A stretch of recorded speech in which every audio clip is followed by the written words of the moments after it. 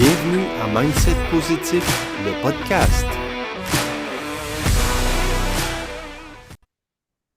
Bonjour, bienvenue au podcast Mindset Positif. Je suis vraiment contente aujourd'hui.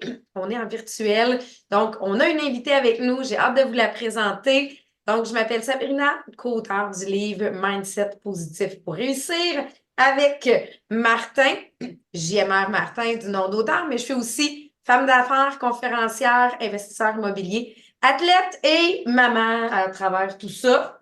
Une fois de temps en temps. Une fois de temps en temps.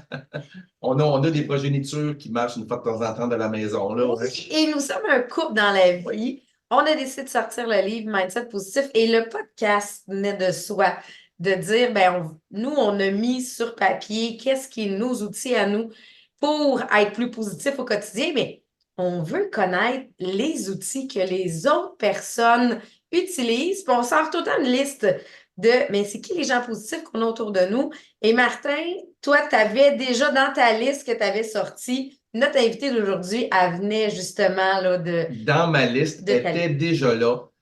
C'est drôle parce que j'ai nommé son prénom pour la première fois aujourd'hui dans la maison et Sabrina avait aucune idée de qui on parlait parce que je la nomme toujours la baronne de Chemillé, qui, on va en discuter de ce nom-là, mais c'est Amy Guillon de Chemillé qui, je raconte un petit peu d'où je l'ai rencontrée. Hey, elle n'a même pas parlé. Bonjour.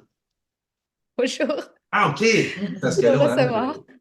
mais je te laisse te présenter dans quelques minutes. Alors, Amy, on s'est rencontrés il y a presque 2 ans au Salon littéraire de Mirabel. Et on était voisins, elle était juste derrière moi. Et c'était ton premier salon à vie. Moi, j'adore ça. Je suis un enseignant de formation, c'est plus fort que moi. Je suis dans le transfert de savoir toujours. Mais moi, je les appelle mes bébés salons. Des bébés salons, c'est des personnes que c'est le premier salon qu'ils font. Amy est à son premier salon et elle avait un conte, un Cendrillon comme revisité, si on veut, et elle avait une belle robe d'époque. Puis les gens passaient devant sa table et je me souviens, tu faisais seulement des signes de tête. À peine un bonjour. Fait que là, je dis, bon, j'ai pas le choix. Faut que j'y parle. Faut que je fasse mon monsieur. Et il faut que j'y parle. Puis, tu sais, elle aurait pu rien faire avec ça, mais ce qu'elle a fait, c'est vraiment extraordinaire. Fait qu'on a discuté. J'ai mentoré, si on veut. Ouais, j'ai donné quelques conseils sur où aller, quoi faire. Et à travers la discussion, je fais juste dire de chemiller, ça vient de la noblesse, ça.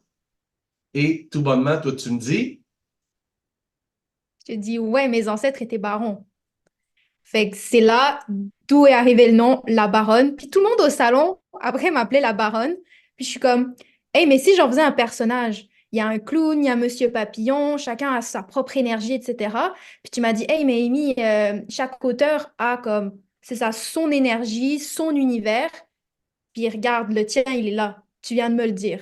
Je suis comme, OK. Puis c'est là que c'est parti, la baronne de Chemille. exactement.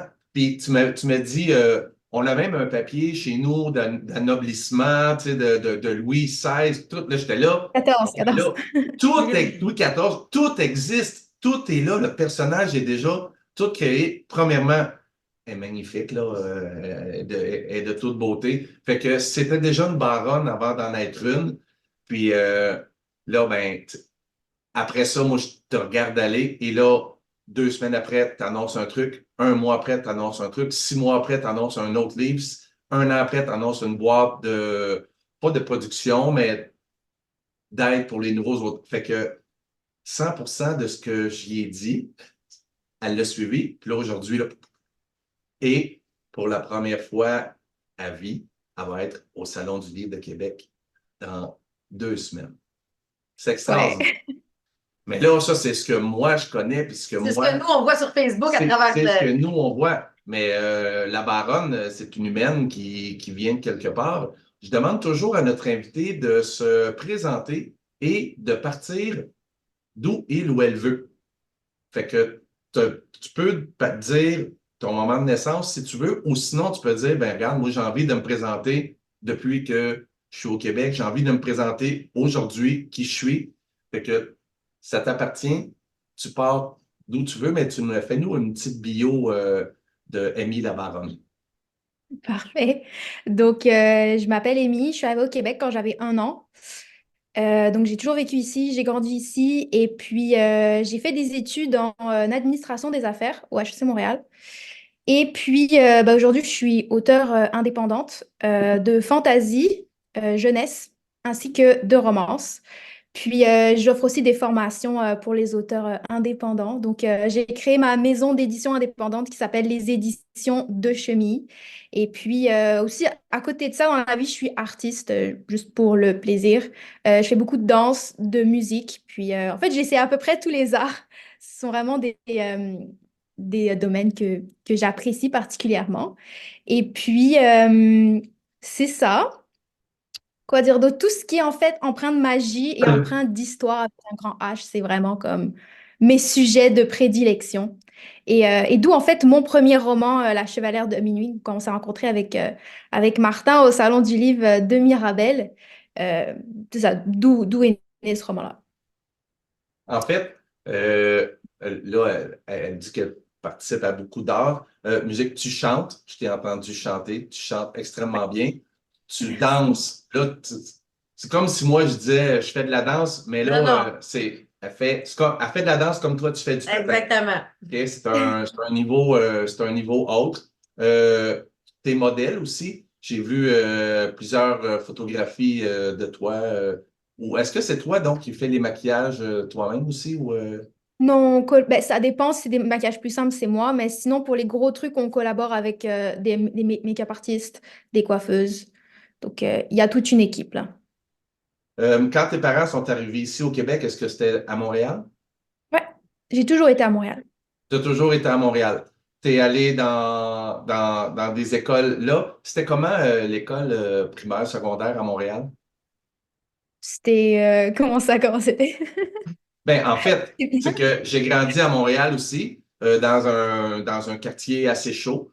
Puis, dans mon cas, c'était un quartier assez difficile. Fait que pour garder du positivisme, ça prenait beaucoup d'imagination. Toi, c'était comment? T'as-tu bien vécu ton primaire, ton secondaire? Est-ce que tu sors là avec... C'était des belles années pour toi? Oui, oui, oui, 100%.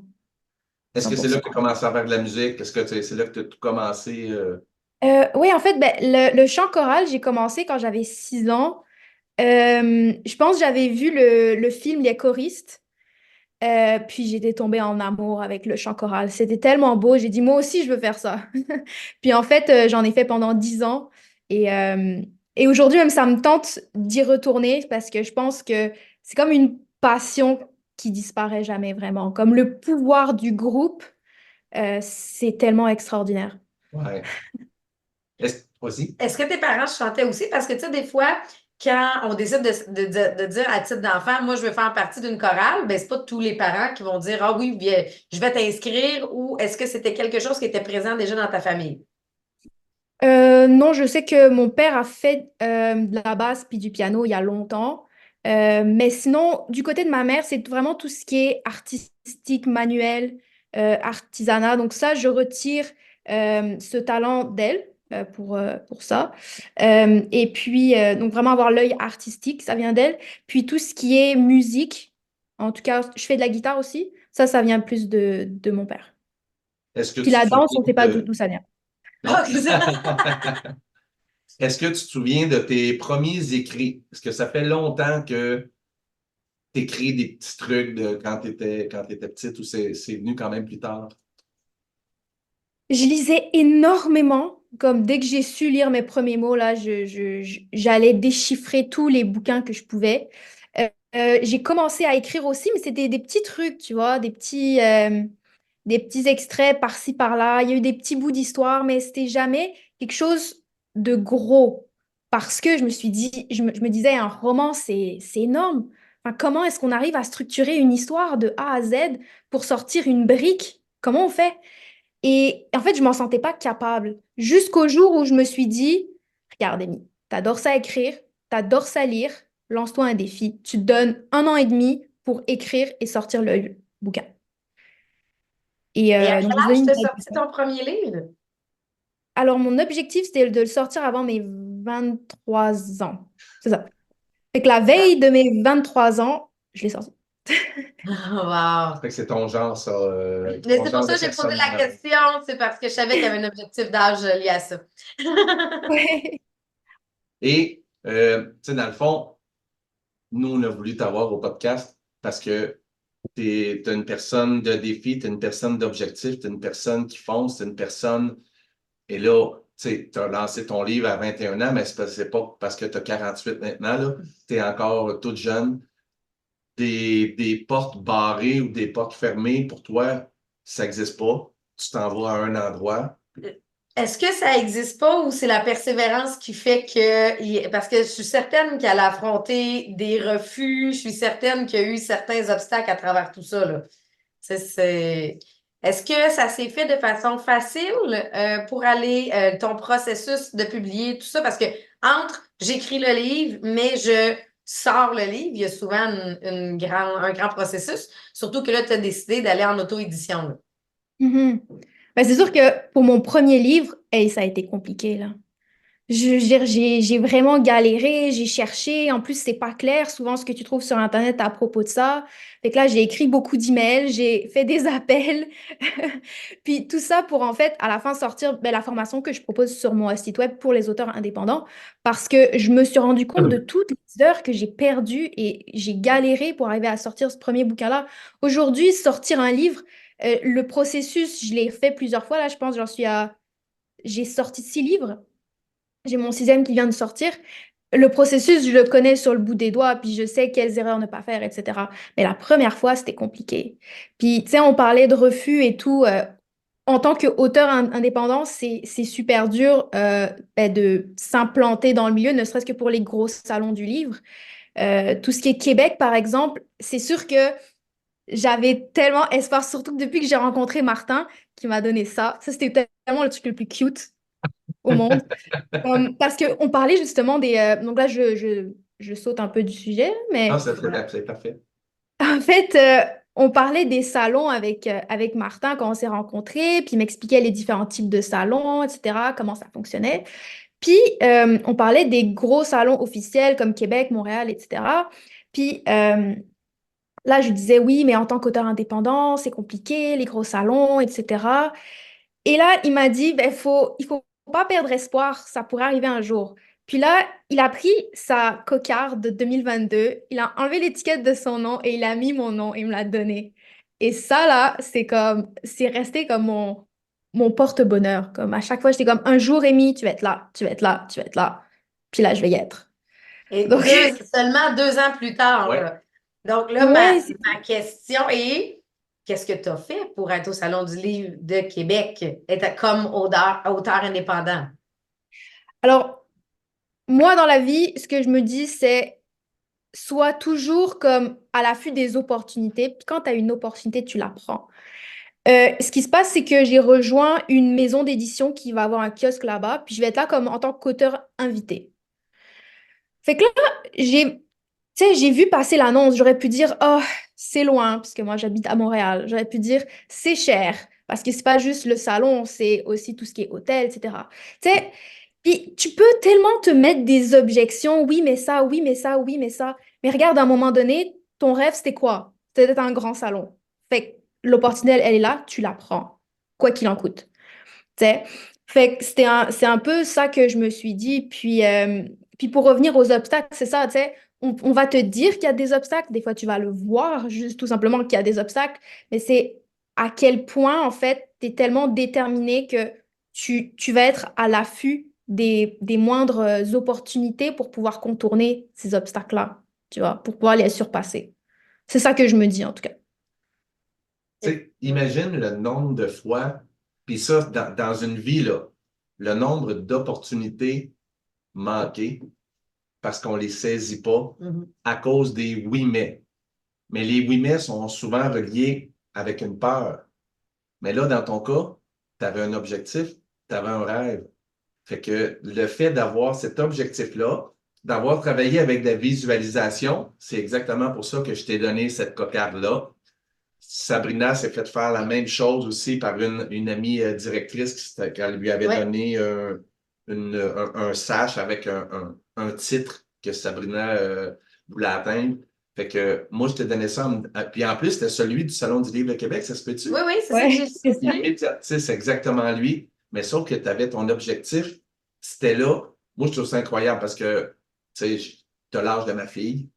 Puis à ton âge, j'avais un objectif, c'était être enseignant. Puis après ça, Oh, oui. j'avais une pays, puis après ça, je faisais un paiement. Puis j'avais pas d'objectif. J'ai commencé à avoir ces pensées-là, vieux, là, très vieux. Moi, jamais, jamais, jamais, jamais. J'aurais eu un refus à ton âge, puis j'aurais dit, bon, ben, C'est pas pour moi. c'est terminé. Puis même encore une fois de temps en temps. Tu sais, il faut que je travaille ça. Moi, je trouve ça extraordinaire. Est-ce que tu sais, tu sais, est-ce que ça a toujours été comme ça? À 5 ans, t'avais-tu des objectifs, puis déjà, tu dis, moi, je veux danser, je danse, moi, je veux chanter, je chante, puis tu faisais juste le faire? Non. Par contre, j'avais, comment dire, un caractère très têtu. Ma mère me raconte toujours que quand j'étais petite au parc, elle avait honte parce que quand elle me disait c'est l'heure de rentrer, puis que j'avais pas envie de rentrer, ben, je me mettais à hurler. Puis elle me disait on t'entendait jusque de l'autre côté du parc, jusqu'à la maison parce qu'on habitait de l'autre côté du parc. Puis elle me disait, alors que ton frère, quand on lui dit, Tim, c'est l'heure de partir, ben il venait, puis il prenait la main de ma mère, puis il s'en allait. Puis il dit, puis toi, tu hurlais parce que tu voulais pas, tu sais. Et que je me suis dit, ben peut-être que c'est mon caractère qui est comme ça, de têtu, persévérant, puis moi, je veux les choses comme ça. Donc, je vais trouver un moyen de les faire. C'est fou quand même. Ben oui, puis on le voit souvent. Tu sais, tu étudié en affaires, je suis en affaires. Et souvent, les gens qui sont en succès, c'est drôle, il y a quelqu'un qui m'a posé la même question hier en me disant, c'est quoi la plus grande qualité que les gens peuvent avoir en affaires? Puis moi, ce que j'ai écrit, c'est la persévérance et la constance, mais la détermination en fait partie. C'est ce qui fait que, tu sais, être en affaires ou de décider de partir sa maison d'édition, c'est pas facile. C'est pas nécessairement que c'est facile, mais c'est tout simplement de se dire non, mais moi, je le sais, ça va marcher. Combien de temps ça va prendre pour que ça marche? Combien d'actions va falloir que je fasse pour que ça marche? Je sais pas, mais ça va marcher. Mais puis, je trouve que tu en es vraiment un bel exemple. Puis, ça semble être inné, mais c'est vrai que même chez les enfants, tu le vois ça chez certains enfants, l'abandonner plus rapidement, tandis que d'autres, sur certains points, on va dire qu'ils sont acharnés, mais dans les faits, sont déterminés. Puis je peux pas vraiment être contre le fait qu'un enfant soit déterminé. Tu sais, on en a, là, tu sais, bon, je pense que nos enfants font partie de la série Parce que, déterminée, là. Quand ma fille, elle a quelque chose en tête, là, elle va venir nous voir 12 fois. Maman, là, je peux-tu? Là, je peux-tu? Non, là, je peux-tu? Et dans le fond, elle va le dire jusqu'à temps que je finisse par dire oui, là. Tu sais, dans le fond, elle, son option, c'est pas, je vais arrêter, elle fait juste dire non, c'est juste, va continuer jusqu'à temps qu'elle dise oui. Mais en affaires, ça reste que je pense que c'est une des meilleures qualités qu'on peut avoir pour justement, pas défoncer des portes, mais débloquer des portes que plusieurs, après un refus, auraient fait OK, bon, bye bye. Puis ça se termine là. est-ce que tu as envoyé ton manuscrit à plusieurs maisons d'édition? Jamais. Ça n'a jamais été une option pour moi. C'est ça. Au départ, tu as déjà décidé, je le fais moi-même. Ouais. Wow! Je Ben, pense que c'est la première fois que, ben, peut-être qu'il y a d'autres gens, mais c'est la première fois que je suis conscient que quelqu'un se tanne. Tu sais, généralement, les gens l'envoient dans des maisons d'édition, ils reçoivent 18 refus en 6 mois Ou parce que une le offre temps. ridicule à 1 $ de profit du livre. Oui, c'est ça.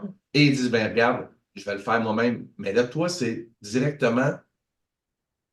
ouais, c'était automatique parce qu'en fait, je suis allée voir c'est quoi les avantages puis les désavantages de chaque mode d'édition. Puis moi, c'était l'auto-édition à 100%, là. Oui, tu sais, j'étais consciente qu'il allait y avoir des difficultés pour plusieurs raisons, mais j'étais prête à m'essayer dans l'aventure, tu vois. Quand Donc, tu as écrit le premier livre, La Chevalière de minuit, c'est ça? ouais. Oui. Est-ce que tu avais des lecteurs bêta? Comment tu as procédé pour dire, ben, je pense que mon manuscrit se tient, puis j'ai quelque chose, puis je le sais, parce que un auteur qui écrit un premier livre l'envoie dans des maisons d'édition, puis on lui dit, ben oui, non, ou, tu sais, moyen. Toi, c'était quoi ton, à part ta détermination de feu, c'était quoi ton moyen de dire, ben, je pense que j'ai quelque chose? J'ai fait, effectivement, j'ai fait appel à des bêta-lecteurs, à même 2 rondes de bêta-lecteurs pour être sûr que c'était bon. C'est sûr qu'il y avait beaucoup de modifications à faire. C'est mon premier roman. C'était ma première grosse, vraie grosse histoire. Donc, j'ai fait appel à des bêta-lecteurs et aussi à quelqu'un en révision éditoriale. Donc, c'est ça. Donc, pour être sûr que l'histoire tenait le coup, puis quand j'ai été bien certaine que tout était bien carré, que tout était logique, qu'il n'y avait rien de laissé au hasard, j'étais comme, c'est bon, ça fait l'affaire. Et là, maintenant que tu as 2 ans après sa sortie, mais tu l'écris depuis plus longtemps que ça, maintenant que tu as 6 livres, quand tu regardes Chevalière de minuit, est-ce que tu le réécrirais différemment? Est-ce que tu as évolué puis tu te dis, ah, ça, je le dirais différemment? Clairement. Je vais le rééditer. Tu sais, quand je regarde mon roman qui vient de sortir, là, mon style est beaucoup plus fluide que dans La Chevalière de minuit. Fait que je vais reprendre La Chevalière de minuit quand j'aurai le temps parce que là, j'ai des sorties qui s'en viennent. Et je vais vraiment pas remoduler l'histoire. L'histoire va rester exactement la même. Mais dans la façon de raconter, je vais venir fluidifier tout ça. Mais vous savez, je me dis des fois, il en faut un premier. Mhm. Comme si, si j'avais, en fait, si je recommençais, peut-être que j'aurais pas écrit un truc aussi gros comme premier roman. Mais des fois, je me dis peut-être que des fois, tu te lances dans des trucs puis t'es pas conscient de la difficulté, en fait. Et c'est peut-être un peu cette inconscience qui te fait aller loin. Donc, j'aurais peut-être pas écrit quelque chose d'aussi gros, mais j'avais vraiment envie d'écrire cette histoire-là. Puis, j'étais comme, OK, c'est un gros défi, c'est énorme, c'est le plus gros livre que j'ai écrit. En fait, tous mes autres livres sont plus petits, même mon dernier. Mais c'est ça, il en faut un premier. Donc, c'est ça. Ben, l'inconscience, l'insouciance ont amené l'humain à faire des choses extraordinaires qu'il ne pensait pas. Je me souviens plus qui a dit ça, mais c'est dans un des livres qu'on a lus. Mais c'est euh, quelqu'un a fait quelque chose parce qu'il ne savait Savais pas pas que que ça. c'était impossible. Exactement. Tu sais, il ne savait pas que ça ne se faisait pas, donc il l'a tout simplement fait. Alors que tout le monde se disait ça, c'est impossible, ben, il l'a atteint. Tu sais, nous, dans notre insouciance, on a amené 2 fois nos enfants dans la jungle. Ouais. Et là, on regarde les photos. La première fois, Romy, elle avait 4 ans. Oui, 4 ans, Ouais. c'est ça. Elle marchait encore, tu sais, un peu Pas chancelant dans tout en le branlant de je suis un enfant puis je gère pas encore tous mes pas. Puis nous, on a décidé d'aller monter un volcan avec elle. Nous, on a décidé d'aller habiter dans le jungle. Et on regarde aujourd'hui les vidéos, puis on était vraiment inconscients. Mais à l'époque, ça s'est super bien fait. Jamais on s'est dit on n'a pas d'affaires ici avec un bébé. Tu sais, elle allait encore à la garderie. Là, tu sais, Ouais. Mais parce qu'on avait cette insouciance. En affaires, on dit souvent, au départ, les gens, ils sont motivés, inconscients.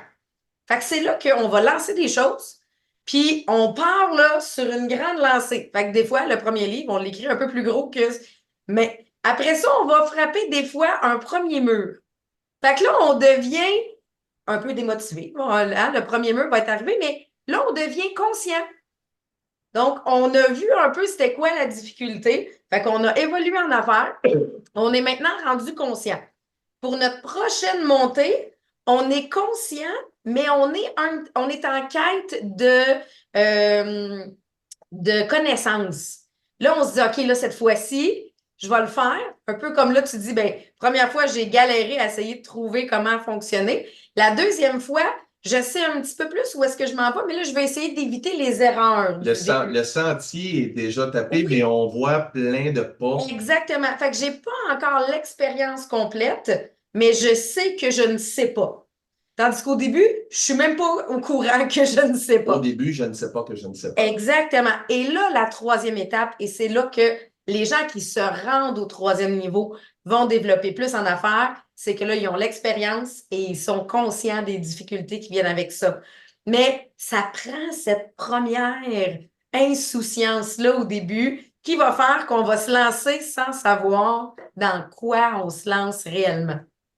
Fait que c'est... Parlant de difficultés, tu sais, dans le fond, les personnes qu'on rencontre dans le podcast, on aime ça savoir c'est quoi leur truc. Parce que nous, le livre qu'on a écrit, c'est nos trucs à nous.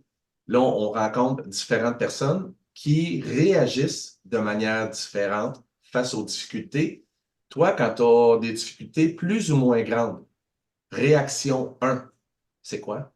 À part hurler quand tu avais 5 ans, là. Mais Maintenant, comme adulte, maintenant, comme adulte, difficulté, là, tu as un nom, tu as quelque chose qui ne fonctionne pas que tu avais prévu. Ta réaction 1, c'est quoi?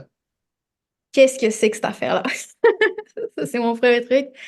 Ma première réaction, c'est dans quoi je suis tombée. Fait que là, j'ai le petit moment de panique. Après, je me calme. Et après, je commence à regarder, OK, est-ce que c'est surmontable? Ou alors est-ce qu'il faut que tu fermes cette porte-là? Il faut que tu ailles en ouvrir une autre. Sachant que ton objectif, c'est ça. Je pense que si tu gardes en tête ton objectif, tu vas arriver à surmonter le truc. Genre, le truc là qui te bloque la route que tu n'avais pas prévu, qui arrive, puis tu es comme, c'est quoi cette affaire-là? Tu arrives à le surmonter si tu gardes en tête l'objectif. ouais. Elle n'a pas 23 ans, cette fille-là. C'est cœur, hein? Non, mais Ben, on je le sais dit. pas. 23, j'ai 24. 24. Ah, 24. Non, mais Mais c'est vrai que, tu sais, de voir que déjà dans ta vie, les objectifs ont cette place-là. Parce que les objectifs clairs, c'est drôle, ça fait partie des premiers chapitres du livre. Les objectifs clairs déterminent la majorité des résultats parce qu'on peut tout faire des actions. Mais si on n'a pas d'objectif, c'est là qu'on se décourage, on arrête, on abandonne. Mais le fait que tu aies des objectifs clairs, mais que déjà à 24 ans, tu sois avec ces objectifs-là, ça fait une énorme, énorme différence. Moi, j'en avais des objectifs clairs très jeunes. J'ai commencé à me faire des tableaux d'objectifs, des listes d'objectifs plus tard. Mais déjà, à ton âge, moi, je savais, je voulais ma maison, exemple. Moi, mon objectif, c'est que je voulais pas payer un appartement, je voulais ma maison. Fait que je suis sortie de l'université avec l'objectif de je rénove. Même là, j'avais une partie d'héritage. J'ai pris un vieux chalet, un shack sur le bord de l'eau, là. Quand j'aime bien décrire le shack sur le bord de l'eau, ça montre la détermination, l'objectif que j'avais. tu avais 22 ans. J'avais 22 ans et quand j'ai acheté, c'était pas isolé pour l'hiver et la douche était dehors, en dessous du balcon. Fait qu'il n'y avait pas de douche et pas d'isolation. Et moi, j'achète ça en me disant, ça va être ma maison dans 6 mois. Et j'ai tout rénové. J'ai des membres de ma famille qui sont venus m'aider. Mais ça a été fait, moi, de soir et de fin de semaine. J'enseignais, j'étais à ma première année d'université d'enseignement. On n'était pas encore On ne ensemble. sortait pas ensemble à ce moment-là. Je me suis séparée juste avant ça, ce qui fait que j'ai fait les rénovations toute seule. J'ai tout le temps dit, j'aurais pu le garder au moins pour les rénaux. Ça aurait pu être utile. Mais c'était clair dans ma tête. C'était, tu sais, la situation n'était pas parfaite, mais je ne m'étais pas dit, ah, ouais, c'est pas le bon timing, je vais me prendre un appartement. Non, non. C'était clair dans ma tête que j'allais y arriver. Mais de te voir, toi, à 24 ans, je suis comme, oh, il y en a des comme moi. Mais là vient une autre question pour moi dans ma tête. Où est-ce que tu te vois à 30 ans? Où est-ce que tu te vois à 40 ans? As-tu déjà une vision de ce que tu veux?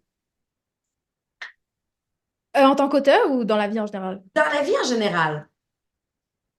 Euh, je me vois digital nomade. J'aimerais ça voyager parce qu'en fait, ben, je pense que c'est lié aussi au fait que je suis auteur, je suis extrêmement curieuse et visiter, j'adore ça. Tout ce qui est en fait très historique, moi là, je suis au paradis. Donc pour pouvoir, c'est ça, visiter et puis pour pouvoir aussi danser, je fais de la danse latine Et en fait, cette danse latine-là se danse surtout en Europe. Donc, j'aimerais pouvoir voyager plus pour visiter et danser. Et écrire aussi, évidemment, dans tous ces beaux paysages. J'aimerais également voir certains de mes livres adaptés au cinéma. Donc, j'aimerais peut-être m'occuper des scénarios, etc. C'est quelque chose qui me plairait énormément. Euh, puis rester dans tout ce qui est artistique, tout ce qui est comme direction artistique, j'aimerais ça, peut-être en faire un jour.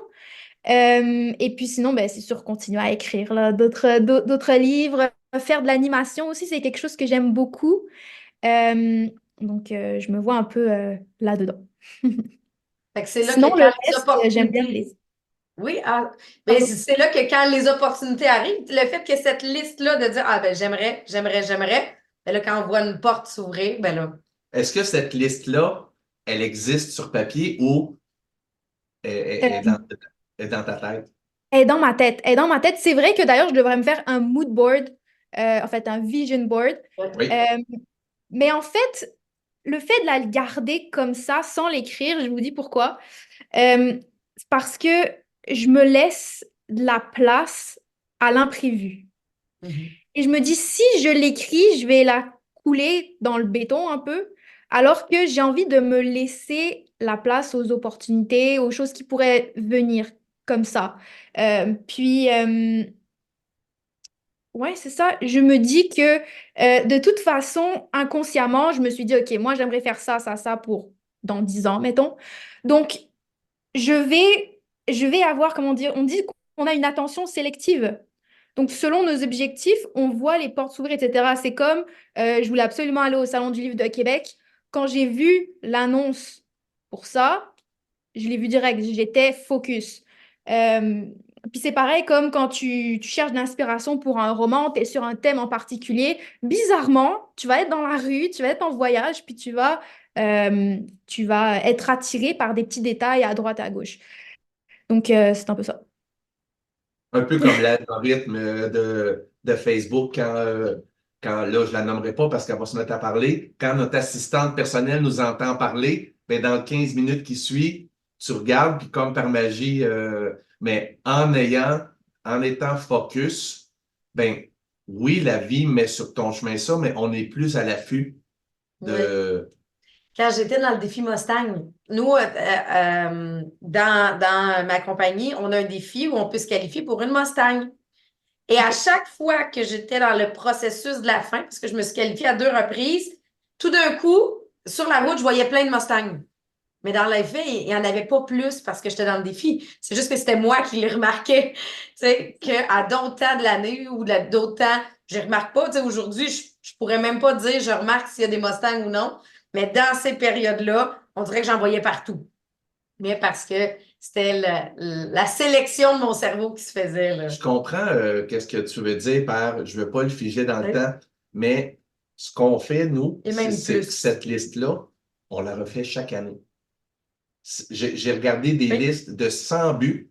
On se fait à chaque année une liste de 100 buts. Puis je retombe une fois de temps en temps sur les listes de 100 buts de Sabrina parce que ça fait pas moi 10 ans que je le fais avec Sabrina, mais des listes de 100 buts d'il y a 10 ans et de regarder des affaires des fois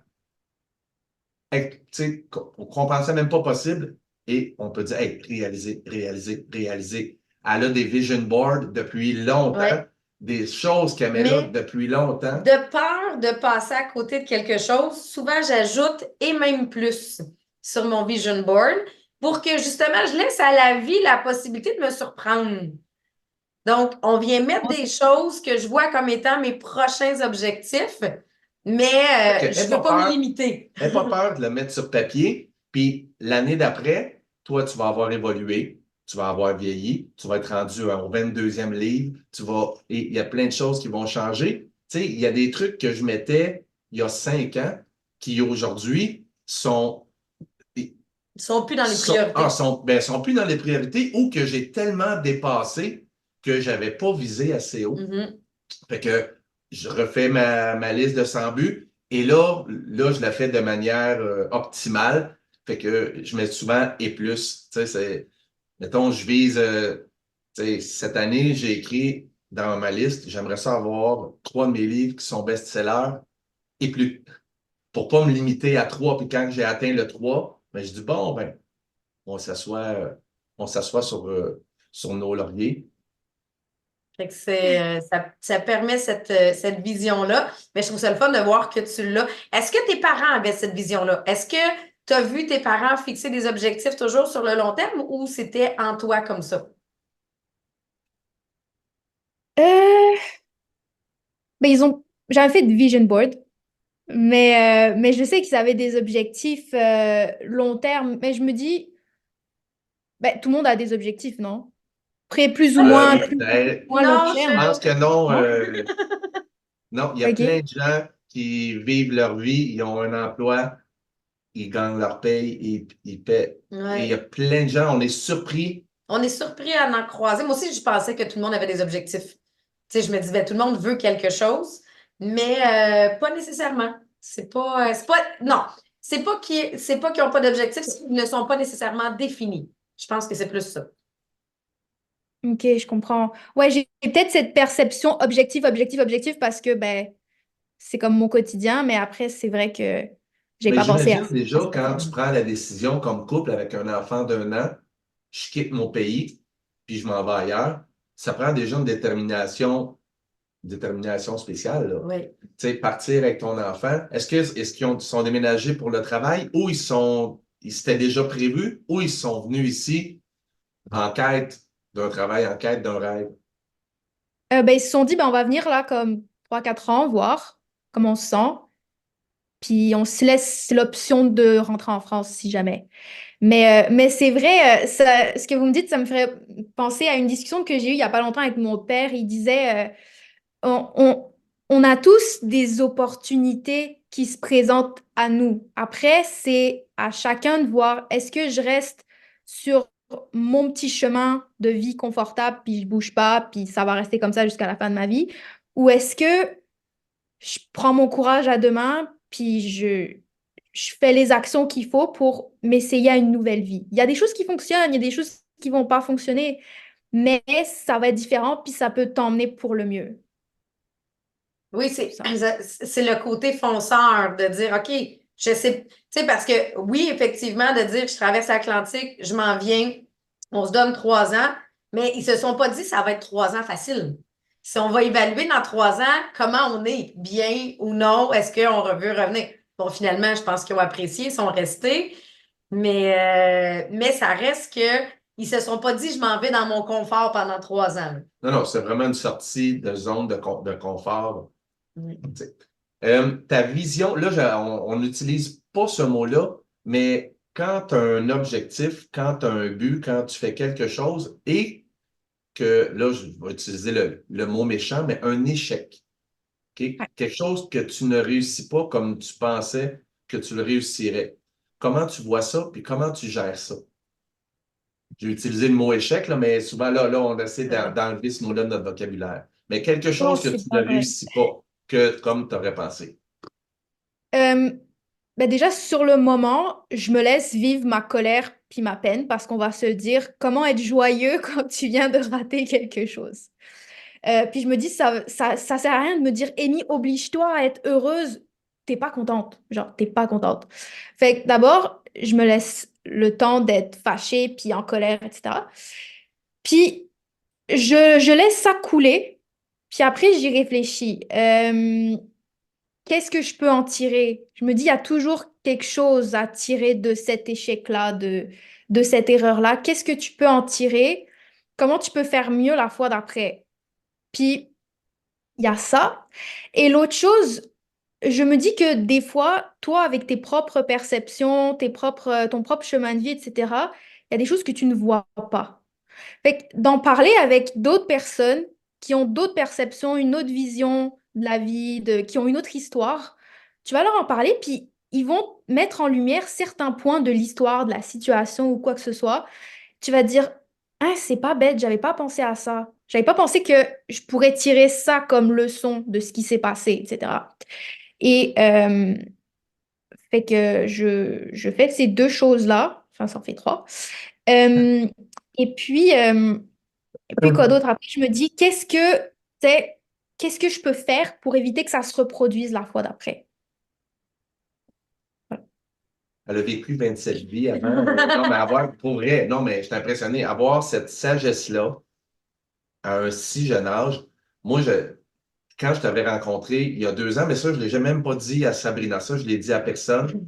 Moi, je me suis dit, aujourd'hui, c'est moi qui lui donne des conseils, puis dans 10 ans, c'est moi qui va l'appeler pour lui demander quelque chose.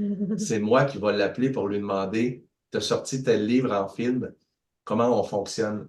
Tu sais, j'avais vu quelque chose, j'avais vu une espèce d'étoile, une espèce de flamme naître dans ton œil, là, alors que tu parlais même pas de ton livre aux gens qui passaient.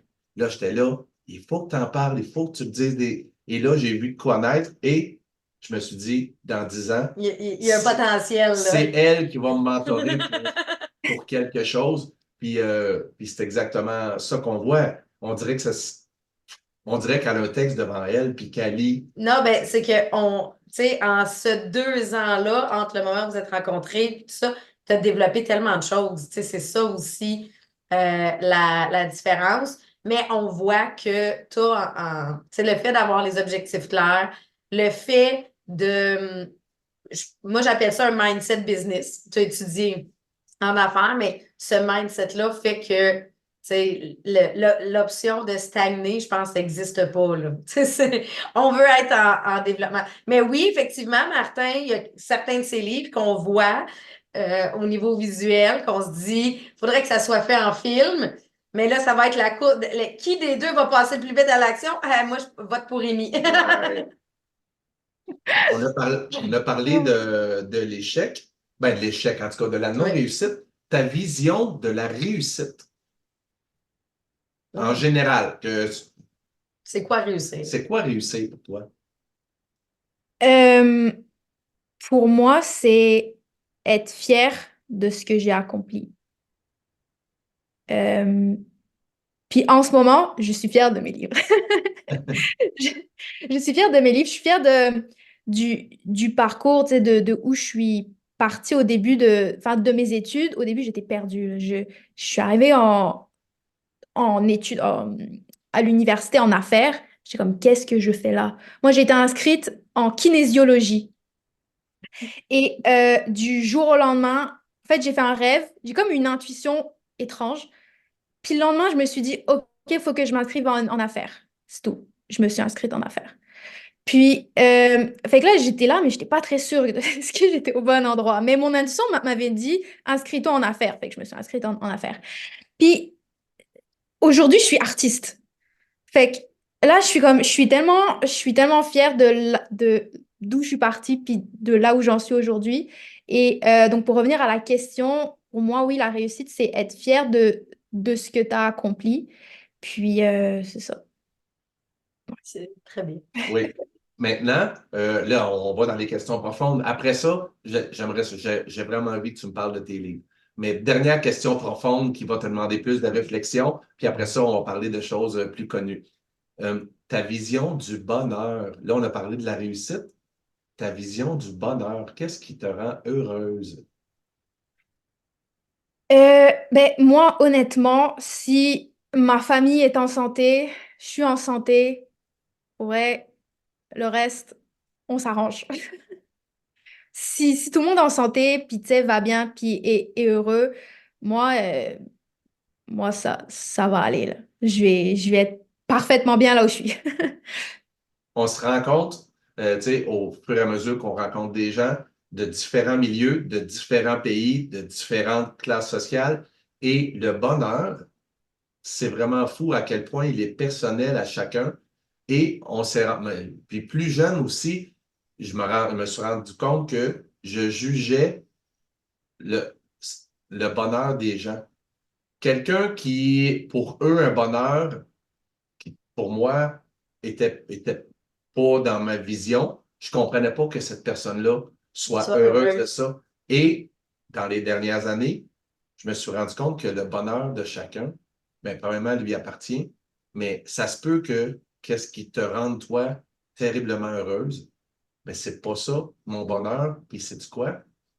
C'est correct. Fait que toi, tu dis, je suis en santé, ma famille est en santé. Le reste, ça peut aller. Quand même. Ouais. Ouais, c'est... T'es hot. Parce qu'une fois que t'es en santé, tu peux tout faire. Ah non, t'as Mhm. raison. T'as raison. Et tu C'est sais, ça. c'est parce qu'elle a un mindset de j'ai un objectif, je passe à l'action. La seule chose qui peut m'empêcher de le faire, c'est Si j'ai pas la santé. pas être en santé. Fait que si j'ai ça, tout le reste est là. J'aimerais vraiment ça parce que là, on les voit passer sur les. En tout cas, tu as un bon algorithme parce que tu sors sur mes réseaux tout le temps. J'aimerais ça que tu me parles de tes livres. Ouais, ben, mes livres, je suis beaucoup dans le jeunesse pour différents âges. Euh, Fait que là, prochainement, j'ai un album qui va sortir pour les 2-4 ans. Sinon, j'ai des contes pour les 4 à 7-8 ans. J'ai des C'est-tu premières Ilala la lectures. sorcière? Ben, ma première lecture, oui, c'est Il a la petite sorcière, effectivement. Ça, c'est pour les 6-9 ans. OK. Il y a 3 tomes à ce jour. Et après, pour les 12 ans et plus, il y a La Chevalière de Minuit. Puis, c'est ça. Il y a d'autres choses qui vont sortir cette année, dont le prochain qui est en fait un album pour les tout petits. Et ouais, c'est ça. Fait que tout est vraiment pour l'instant dans le thème de la magie parce que pour moi, la magie, genre, il y a besoin d'en avoir. C'est comme Disney, pour moi, c'est essentiel. Euh, et puis, je cherche cette magie-là un peu partout dans ma vie, même dans la façon dont je m'habille, dans la façon dont je vois les choses, etc. Je cherche ce soupçon d'enchantement un peu partout. Euh, et puis, donc ça, c'est vraiment quelque chose qui est important pour moi. Puis, il y a quelque chose que j'ai développé donc l'année dernière, puis le roman vient de sortir, qui s'appelle Latin Fever. Je l'ai là. C'est Oui, mon... oui, montre-le, montre-le. ouais. Eh Donc, oui. c'est le premier tome d'une série. Et j'ai choisi d'utiliser, en fait, ben, la danse dont je suis passionnée. C'est le thème du roman. Et en fait, c'est le parcours de la prise de confiance en soi d'une fille au cégep qui découvre la danse latine et puis c'est ça, qui devient, qui prend confiance en elle grâce à cet art-là. Mais en fait, tu réalises que tu peux prendre confiance en toi à travers n'importe quel art ou n'importe quel sport. C'est vraiment comme ta persévérance dans une activité qui va faire que tu vas prendre confiance en toi. En tout cas, parler de danse latine dans un roman, c'était comme pour moi mettre ensemble mes deux passions, la danse puis l'écriture. Et ça, j'ai vraiment tripé. Puis là, j'ai commencé à écrire le tome 2, donc, qui va sortir l'année prochaine. Je trouve, ben, d'ailleurs, quand tu parles de magie, je trouve que juste à te regarder, je trouve que tu dégages ça. Tu dégages Mais surtout l'espèce quand de. tu parles de ces livres, quand tu parles de tes livres, ouais, Ouais, on Ah, vous voit êtes la gentil. passion qui vient avec. ouais, je trouve que ça. Puis là, quand t'es en baronne, c'est multiplié, là. Mais même quand t'es émis puis que t'es habillé normalement, il y a toujours une espèce de magie alentour de toi. Un peu comme Esmeralda dans Notre-Dame de Paris. Tu sais, elle a comme une aura qui est tellement attirante que Gringoire, tu sais, tout le monde est comme attiré, Attiré. même le prêtre tombe, Ouais. tombe en amour. Là, c'est pas une déclaration d'amour, Rémi, hein, je t'aime beaucoup, mais non, mais tu comprends l'espèce d'attrait magique. Ben, je suis certaine que les enfants dans les salons doivent t'adorer, là. Quand Est-ce que tu as la chance de présenter tes livres un peu comme des ateliers aussi, soit dans les écoles Oui. ou les salons? Ouais, dans des écoles, ils viennent me faire un câlin. Je m'attendais pas à ça. C'est tellement mignon quand tu leur dis bye bye les amis. Puis là, ils se lèvent tous, puis ils se sont pas parlé là. Ils arrivent tous et ils me font un câlin. C'est tellement mignon. Vraiment, ça me fait fondre. Mais oui, auprès Ah, des souviens, enfants, le personnage, c'est ça moi marche. qui avais dit de faire ça. Parce que Ouais. tu avais fait ça, puis j'ai dit, fais plein d'événements. Va Ouais. dans les foires, va dans les fêtes de famille, va dans toutes ces places-là. Puis tu sais, et surtout, vas-y sous le nom de la Baronne. C'est un personnage qui existe. Ton écriture, c'est l'écriture pour les enfants, c'est la baronne qui écrit. Là, quand tu écris des romans, Latin Fever, ben là, c'est Amy la danseuse qui parle, Amy la passionnée qui parle. C'est Euh, ça. Est-ce qu'on fait la promo avant ou on Oui, la fait. promo, oui. Bon, fait que là, c'est le moment. Là, moi, je vais me prendre des notes de temps là, parce qu'il va tout falloir que je marque dans l'écran toutes tes pages, ce que tu fais. Tu peux nommer le titre de tes livres, tu peux nommer les conférences, tu peux nommer les salons que tu participes, page Facebook, Instagram, TikTok. C'est le temps. Parfait. Facebook, Instagram, TikTok, c'est la baronne de Chemille. Parce que là, C'est simple. site web, labaronnedechemille.com.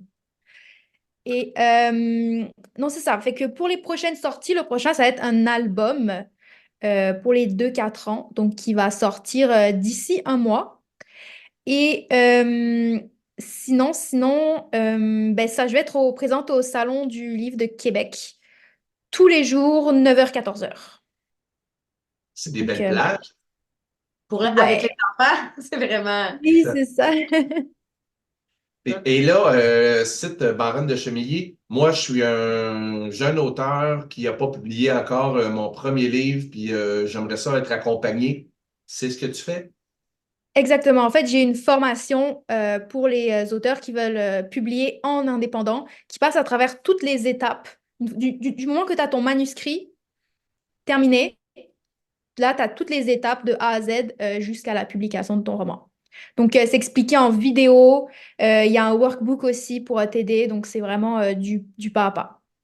J'aime ça parce que, tu sais, on voit beaucoup de coaching sur comment écrire le livre. Tu sais, il y a la partie, Martin fait du coaching, exemple, pour aider les gens à passer à l'écriture, mais des fois, après ça, ils sont avec le livre puis ils font Oui. mais où est-ce que je m'en vais avec mon livre? Donc, toi, c'est vraiment la partie, une fois que le manuscrit est écrit, jusqu'à la publication indépendante. Fait qu'il faut que Exact. On part du je lui processus. envoie. Moi, je fais le coaching, C'est puis après ça, je te l'envoie. Ils s'en vont. La Parfait. collaboration, on voit la possibilité de collaboration. On demande toujours à notre invité, c'est quoi son moment positif? Parce qu'on fait un podcast sur le positivisme, puis on aime ça trouver ton moment positif de la semaine. Oui, ben en fait, en ce moment, ma mère est à Montréal, donc je passe la semaine avec elle et je me trouve vraiment chanceuse. Donc voilà. Est-ce que tu es enfant unique? Non, j'ai un petit frère.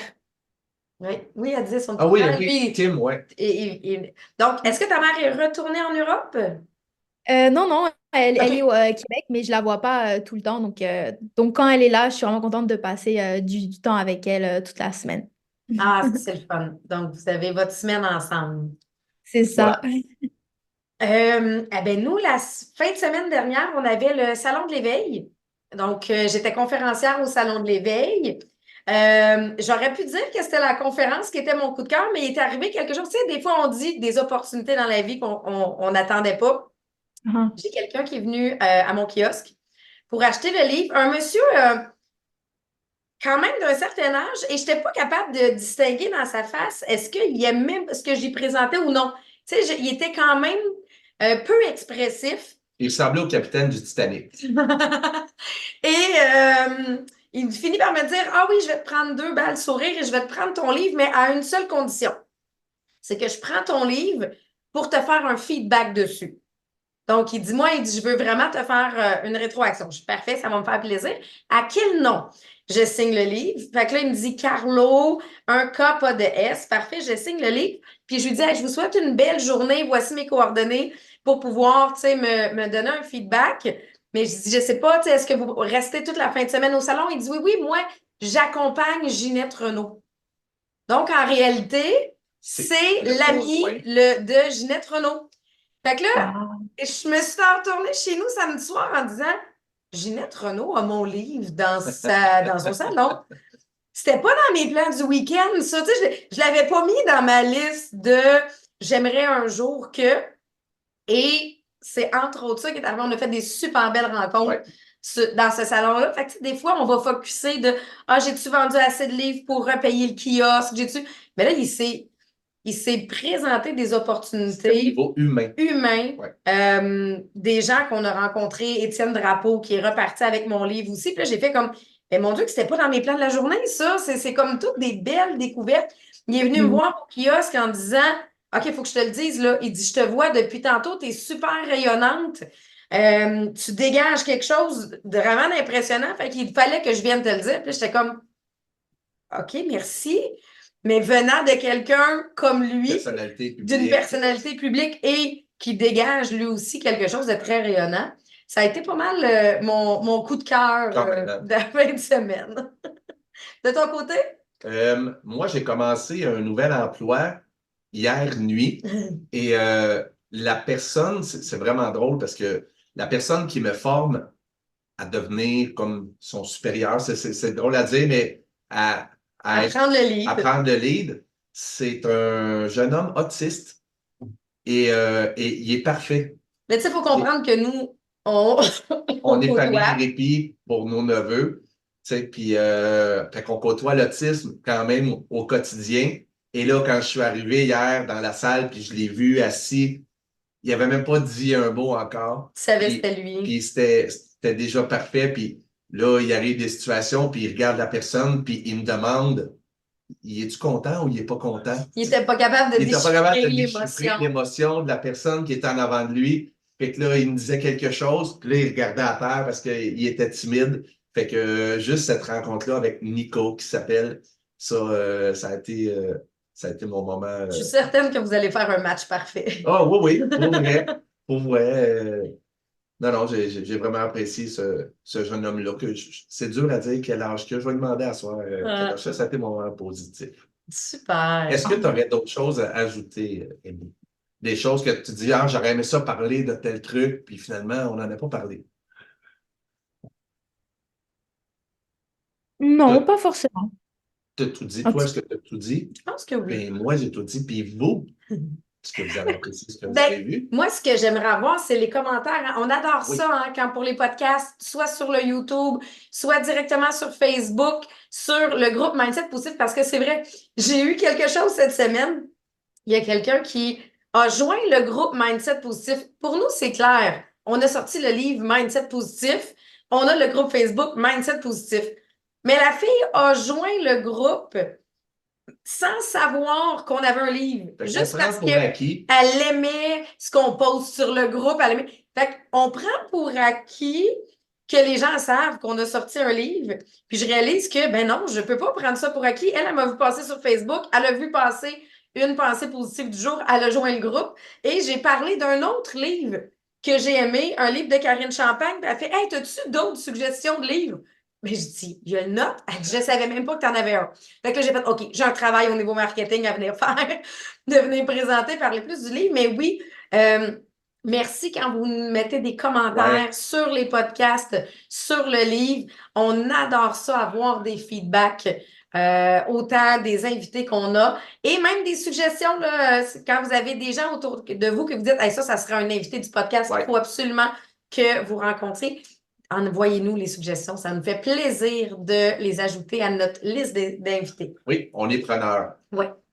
Alors vous, avez-vous souri aujourd'hui? Soyez des ambassadeurs de sourire. Souriez, la vie est belle.